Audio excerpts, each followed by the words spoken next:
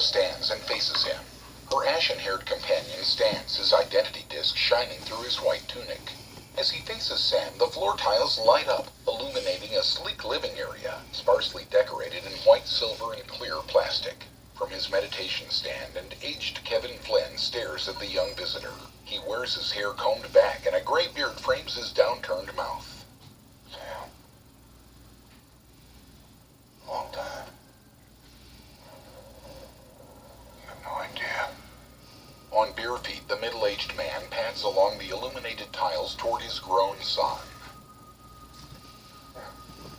Your hair. Sam's brow furrows. His father envelops him in a loving embrace. You're here. I'm here. Holding his son tight, Flynn squeezes his eyes shut.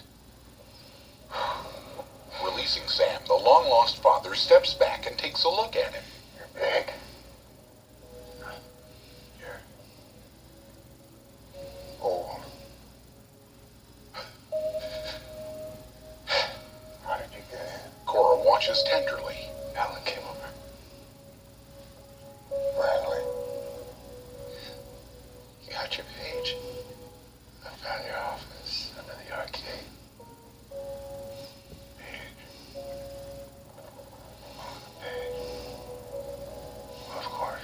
Cora steps forward, eagerly joining Flynn at his shoulder. Clue had him on the light cycle grid. I intervened.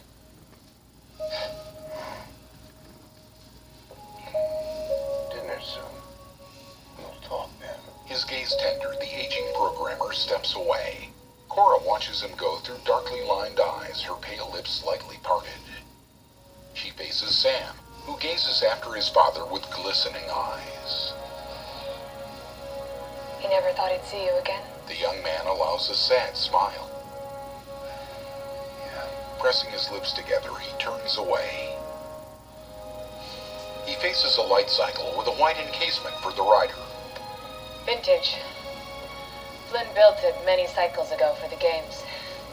It doesn't get out as much as it used to, but it's still the fastest thing on the grid. Across the safe house, Flynn passes through a clear panel and steps out onto a balcony. He stares out toward the distant city. As a pool reflects mottled light against his features, he bows his head, then lifts his gaze skyward. Inside, black and white game pieces sit on a grid as if stopped mid-game. Do you know it?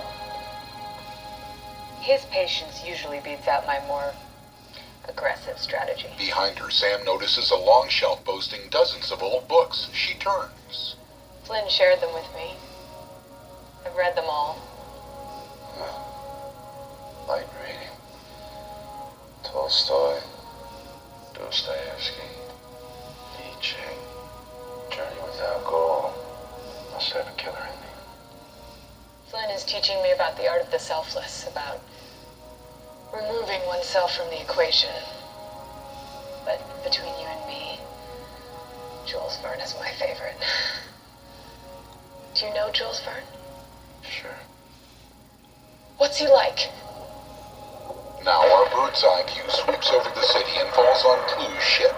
In his frontal chamber, he sits in a chair, resting his elbows on his knees. Your move, Flynn. Come on. Come on. At Flynn's safe house, the father and son sit on either end of a clear Baroque dinner table. Cora dines between them.